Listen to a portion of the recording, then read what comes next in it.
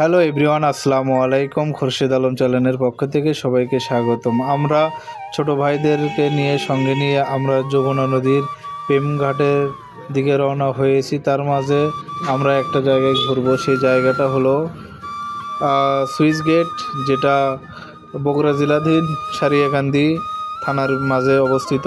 বাঙ্গালী নদী ও যমুনা নদীর মাঝখানে এই সুইচ গেটটা অবস্থিত। আপনারা দেখতে পাচ্ছেন এটা যমুনা নদীর জায়গা। এই পাশ দিয়ে আমরা বাঙ্গালী নদীতে কিভাবে পানি ট্রান্সফার হয় সেই দৃশ্য আপনারা দেখতে পাবেন। এই যে দেখতে পাচ্ছেন, এটা বাঙ্গালী নদী।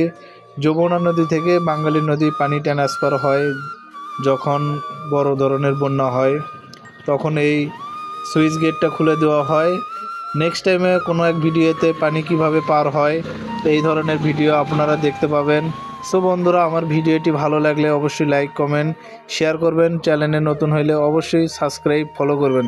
ধন্যবাদ সবাইকে।